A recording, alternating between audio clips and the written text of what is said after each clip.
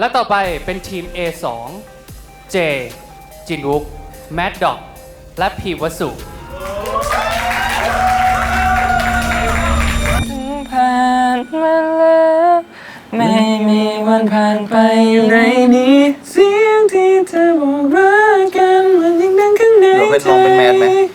ผมก็ไม่มั่นใจเสียงหลบเหมือนกันแล้วดอกเอานี้ไหมหรือว่าชอบท่อนไหนไหมมีแบบพูดได้เลยนะอะไรเงี้ยเราก็จะบอกน้องตลอดซึ่งก็อยากจะให้เพื่อนทุกคนที่ทำงานเท่ากันอยากให้มันเป็นงานกลุ่มที่สิ่งที่ผลลัพธ์มันจะออกมาก็คือทุกคนได้ลงมือทำกับมันด้วยกันพี่เจคิดทุกอย่างมาเลยครับแบบว่าเห็นภาพโชว์ชัดมากแล้วผมรู้สึกว่าเก่งมากเลยครับก็สำหรับพาร์ทโชว์ก็เราจะเปิดด้วยคาเปล่าตัวโชว์น้องมีพรีเซนต์อะไรมาไหมคาเปล่า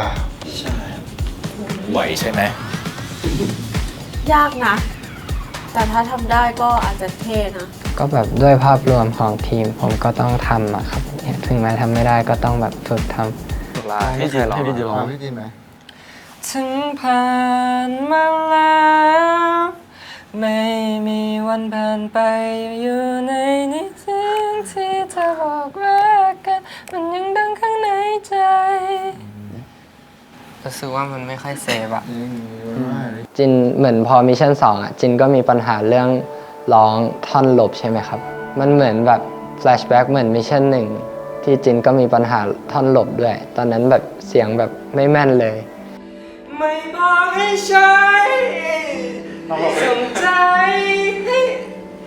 นึกถึงตอนนั้นบ่อยมากอะแล้วแบบก็เซ็งแบบกลัวกลับไปเป็นเหมือนตอนนั้นมันแอบเป็นทรมาแล้วอะถึงหรือว่าพี่จินมาแล้วตรงนี้แล้วก็ไปหารกับพีมตรงนู้นแต่ถ้าตรงพี่แรปมันแบบเป็นภาษาเกาหลีชนกับภาษาไทยมันจะงงปะไม่ถึงแล้วพี่จินเขียนภาษาไทยได้ปะผมไม่ได้เกิดที่ไทยนะครับผมเกิดที่เกาหลีแต่ว่าตอนนั้นเหมือนมีจุดหนึ่งที่แบบจินแบบทะเลาะกับแม่บ่อยๆอะไรอย่างนี้ด้วยปกติถ้าทะเลาะกับแม่แม่ก็ชอบแบบบอกว่างั้นก็ไปอยู่ไทยกับพ่อไปอะไรเงี้ยครับแล้วก็มีวันหนึ่งที่แบบจินแบบก็หัวร้อนและทนไม่ได้ครับก็เลยบอกว่าโอเคงั้นเดี๋ยวไปอยู่ไทยเลยตอนแต่งท่อนแรปรู้สึกว่าผมตีความในแบบเวแบบครอบครัวผมเพราะว่ารู้สึกว่าผมอยู่ห่างๆกับครอบครัวมาทำงานอยู่ที่ไทย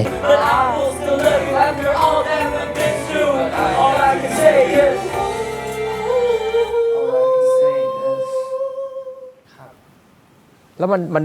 ดูร้องกันแรปทิ้งๆคว้างๆกันนะพี่มันเลยรู้สึกว่าจริงๆพอเพื่อนร้องมาดูมาตรฐานดีแล้วพอมาถึงจีนมันจะรู้สึกเป็นหลุมได้ครับเดี๋ยวฝึกมากก่อนแล้วพอได้ฟังว่าแบบเป็นหลุมในทีมก็จุกจนเจ็บใจแบบเหมือนคือน้ำตาคลองแล้วอะฟังคำนั้นคือแบบจะร้องไห้เลยอะร้องไห้ได้เลยตอนนั้นอะ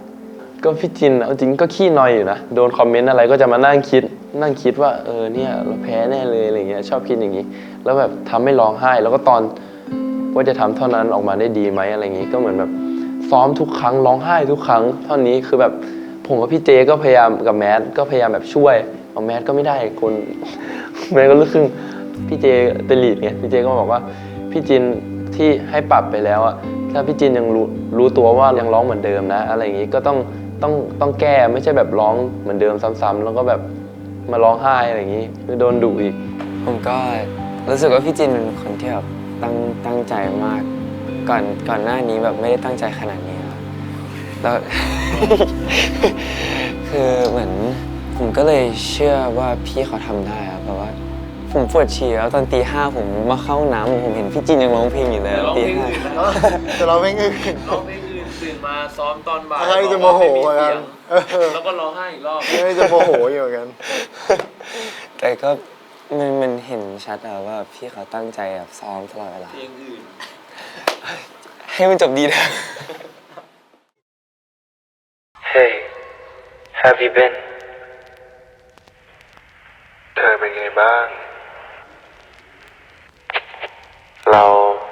จะได้เจอกันอีกไหมโอ้ชิบะ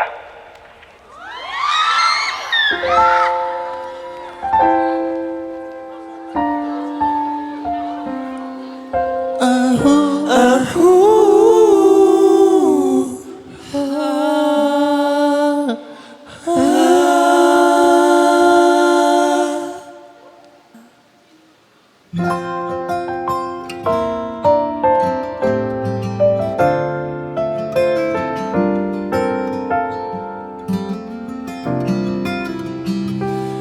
ไม่เข้ากันเลย เธอก็รู้สึกหรือเปล่า ไม่อยากต้องฝืนใจดีกับคืนเพราะว่ามันไม่ใช่เรา ปรับตัวไม่ช่วยเลยปรับกี่ครั้งก็เหมือนเก่า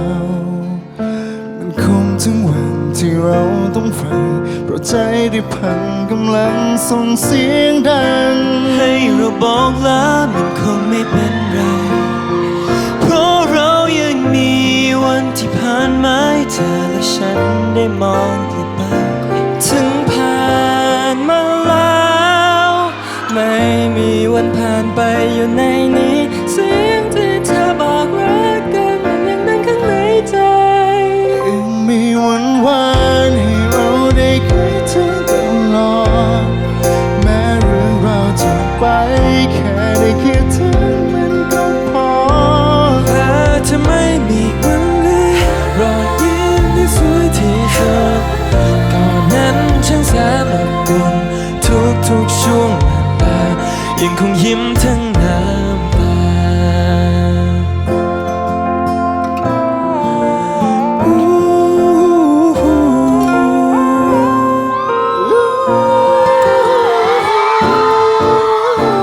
อยากจะรักษาใจอยากจะรักษาใจไม่อยากให้โทษกันแต่ความเป็นตัวฉันและของเธอนั้นยิ่งทำเราพังทุกทีสิ่งแย่ๆทิ้งไปเก็บไว้แค่สิ่งที่ดีมันคงถึงวันที่เราต้องฟังเพราะใจได้พังกำลังส่งเสียงดัง ให้เราบอกแล้วมันคงไม่เป็นไร เพราะเรายังมีวันที่ผ่านมาและฉันได้มองกลับไป ถึงผ่านมาแล้วไม่มีวันผ่านไปอยู่ในนี้เสียงที่เธอบอกรักกันมันยังดังข้างในใจยังมีวันวานให้เราได้คิดถึงแม้เรื่องเราจบไปแค่ได้คิดถึงมันก็พออาจจะไม่มีวันลืมรอยยิ้มที่สวยที่สุดก่อนนั้นฉันแสนอบอุ่นทุกๆช่วงเวลายังคงยิ้มถึงน้ำตา 고싶었는데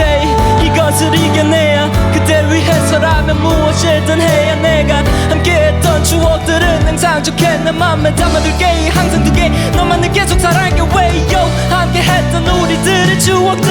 I love you I miss you but I had to leave you but I will still love you after all that we've been through all I can say is 사랑해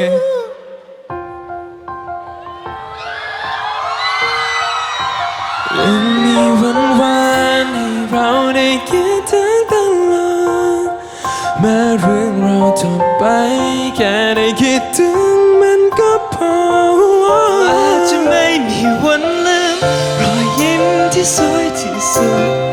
ก่อนนั้นช่างแสนอบอุ่น ทุกๆช่วงเวลายิ้มทั้งน้ำตา ไม่มีพรุ่ง วัน นี้ ที่มันไม่อยู่ในใจก็เปลี่ยนมันใช่เป็นวันวานและไม่ได้ทิ้งอะไรที่มันยังค้างแต่คงมีอย่างเดียวคือน้ำตานั้นที่เคยได้ปลอบและยิ้มและกอดก็ไม่ขาดทุนแล้วมันคงไม่มีอีกแล้วที่ผ่านมาก็อยากขอบคุณนะและสัญญาว่าจะไม่ปล่อยแอบฝันถึงภาพนั้นบ่อยๆถึงเราต้องบอกลา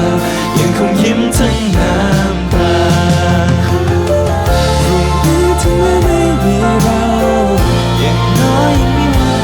เก่าๆถึงเราต้องบอกลา ฉันจะยิ้มทั้งน้ำตา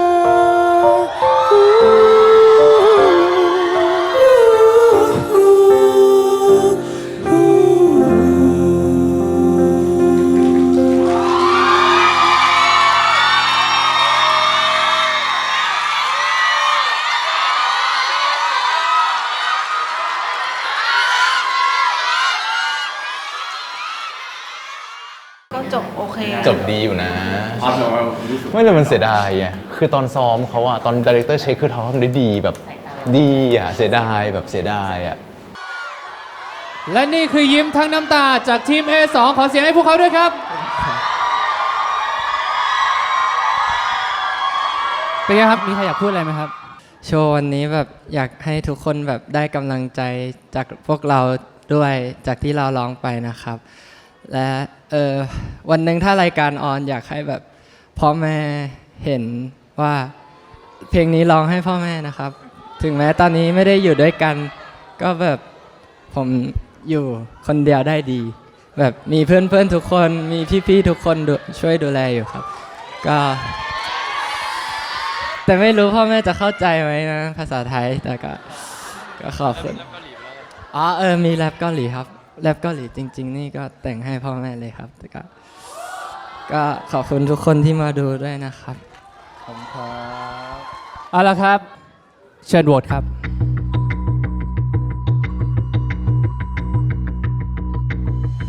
เป็นหน้าที่ของทีมเกสเหมือนเดิมครับ กับเพลงยิ้มทั้งน้ำตาของ A2 เมื่อกี้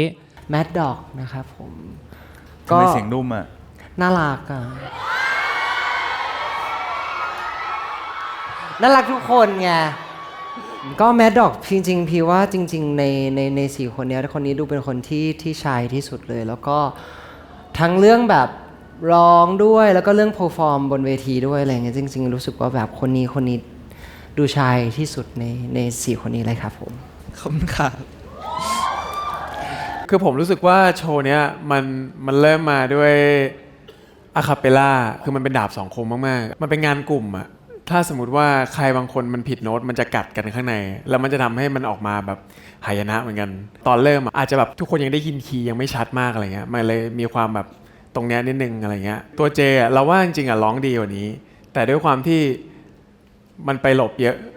แล้วมันแห้งใช่ไหมมันแบบร้องไม่ออกใช่ไหมมันก็เลยแบบไปดันมันออกมาเลยมันเลยยิ่งแบบฝืนอะไรเงี้ยเพราะฉะนั้นเราว่ามันไม่ใช่ปัญหาเรื่องเทคนิคหรอกแต่ว่ามันเป็นปัญหาเรื่องการควบคุมความประหม่ามากกว่ามันตื่นเต้นได้นะแต่ความประหม่าเราต้องตัดมันออกไปด้วยความที่แบบเราอาจจะหาวิธี enjoy กับเวทีอะไรเงี้ย พี่ชอบเสียงพีมที่สุดในโชว์นี้ครับรู้สึกว่าพีมมีโทนเสียงที่เป็นธรรมชาติพีมอยู่บนเวทีแล้วโปสเตอร์พีมเท่ดีอ่ะก็เป็นภาพรวมที่เป็นอีกคนหนึ่งที่น่าสนใจมากครับผมสู้ๆครับ A2 ครับขอบคุณค่ะ ก็ก่อนขึ้นเหมือนไม่ได้วอร์มแบบอะไรในคอเลยกินแค่น้ำอย่างเดียวก็แคกได้เหมือนกันครับตอนพอแคลกปุ๊บพิมพ์ใจหายไปแป๊บนึงอะแล้วก็แบบเหมือนเสียงคนดูที่กรี๊ดอยู่อะเขาก็เงียบผมเป็นคนเปิดท่อนแรกด้วยไงผมก็ต้องรีบแบบเอาอารมณ์กลับมาให้ได้ไม่นั้นท่อนแรกก็จะเปิดไม่ดีอะไรอย่างงี้ และตอนนี้นะครับผมจะขอทำการประกาศผลของคะแนนรายบุคคลจากการแข่งขันของสาย A ก่อนหน้าที่ผมจะประกาศคะแนนนี้นะครับผมต้องบอกคุณผู้ชมทุกคนไว้ล่วงหน้าว่าความจริงแล้วมิชชั่นที่เรากำลังแข่งขันกันอยู่นี้เราได้ทำการถ่ายทำนะครับทั้งในรอบเพลงไทยและเพลงสากลรวมถึงการให้คะแนนไว้ล่วงหน้าแล้วนั่นแปลว่าทีมของคนที่ได้คะแนนรวมน้อยกว่าโชว์เพลงสากลของพวกคุณจะไม่ถูกออนแอร์รวมถึงคะแนนของรอบนั้นจะไม่นับด้วยนะครับถ้าพร้อมกันแล้วผมขอประกาศคะแนนของสาย A ทั้ง2ทีมครับคนที่1ยูวาตานาเบ้ครับยูวาตานาเบ้ได้คะแนนจากคนดู86คะแนนเต็ม100คะแนนครับได้คะแนนจากทีมเกส60คะแนนเต็ม100คะแนนครับและยูวาตานาเบ้ได้คะแนนจากทีมไดเรคเตอร์140คะแนนเต็ม200คะแนนครับรวมคะแนนเดี่ยวเป็น286คะแนนทำให้คะแนนรวมของทีม A1 ตอนนี้286คะแนนครับมาถึงทีม A2 คนที่1พิมพ์วสุได้คะแนนจากคนดู89เต็ม100คะแนนครับและได้คะแนนจากทีมเกส73เต็ม100คะแนนครับและได้คะแนนจากทีมไดเรคเตอร์ของพวกเรา133คะแนนเต็ม200คะแนนครับรวมคะแนนเดี่ยวของพิมพ์วสุ295คะแนนเต็ม400คะแนนทำให้รวมคะแนนทีม A2 ตอนนี้295คะแนนครับมาถึงทีม A1 คนที่2 ออโต้ได้คะแนนจากคนดูไป 86 เต็ม 100 คะแนนครับ และได้คะแนนจากทีมเกส 67 เต็ม 100 คะแนนครับ และได้คะแนนจากทีมไดเรคเตอร์ 180 เต็ม 200 คะแนน รวมคะแนนเดี่ยว 333 คะแนน เต็ม 400 คะแนนครับ มาถึงทีม A2 คนที่2 Mad Dog ได้คะแนนจากคนดูไป 88 เต็ม 100 คะแนนครับ ได้คะแนนจากทีมเกสไป 80 เต็ม 100 คะแนนครับ และ Mad Dog ได้คะแนนจากทีมไดเรคเตอร์ 167 เต็ม 200 คะแนนครับ มาถึงทีม A1 คนที่3 Hard ได้คะแนนจากคนดูไป 90 เต็ม 100 คะแนนครับ Hard ได้คะแนนจากทีมเกสไป 60 เต็ม 100 คะแนนครับ และได้คะแนนจากทีมไดเรคเตอร์ 167 คะแนนเต็ม 200 คะแนนครับทำให้ตอนนี้คะแนนรวมของทีม A1 เท่ากับ 936 คะแนนครับ มาถึงทีม A2 จินวุกได้คะแนนจากคนดูไป 82 คะแนนเต็ม 100 คะแนนครับ และได้คะแนนจากทีมเกสไป 47 คะแนนเต็ม 100 คะแนนครับ และคะแนนจากทีมไดเรคเตอร์ที่ให้จินวุก 160 คะแนนเต็ม 200 คะแนนครับ คะแนนทีม A2 รวมแล้ว 919 คะแนนครับ และคนสุดท้ายของทั้ง2ทีมเราจะประกาศคะแนนพร้อมกันนะครับอลันและเจได้คะแนนจากคนดูไปอลันได้ 86 คะแนนเต็ม 100 คะแนน เจได้ 88 คะแนนเต็ม 100 คะแนนครับ คะแนนจากทีมเกสที่ให้ทั้ง2อลันได้ 67 เต็ม 100 คะแนน เจได้ 40 เต็ม 100 คะแนนครับ และคะแนนจากทีมไดเรคเตอร์อลัน 173 เต็ม 200 คะแนน และเจ 127 เต็ม 200 คะแนนครับและคะแนนรวมสุดท้ายของทีม A1 1,262 คะแนนครับ และคะแนนรวมของทีม A2 1,174 คะแนนครับ ทีม A2 ครับ มีตัวแทนใครอยากพูดอะไรไหมครับ วันนี้พวกเราดีใจมากๆแล้วมันก็เกินคาดไปด้วยเนาะมันไม่มีอะไรต้องเสียดายครับ สุดท้ายแล้วทุกคนทำเต็มที่อย่างที่เจเคยบอกกับเพื่อนว่าเต็มที่กับมันแล้วก็เรามีความสุขกับสิ่งที่เราทำก็พอแล้วก็ยินดีกับเพื่อน A1 ด้วยครับก็เพื่อนๆก็เก่งมากจริงๆแล้วก็เพื่อนๆก็ทำได้ดีมากจริงๆก็ยินดีกับเพื่อนๆด้วยครับแล้วก็เจขอบคุณพี่ๆทุกคนมากครับ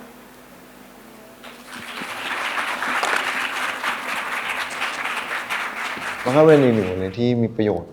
ความรู้สึกหลักๆเลยก็ขอบคุณแล้วก็อยากจะขอโทษที่พาเพื่อนๆไปไม่ถึงที่หวังกันไม่ได้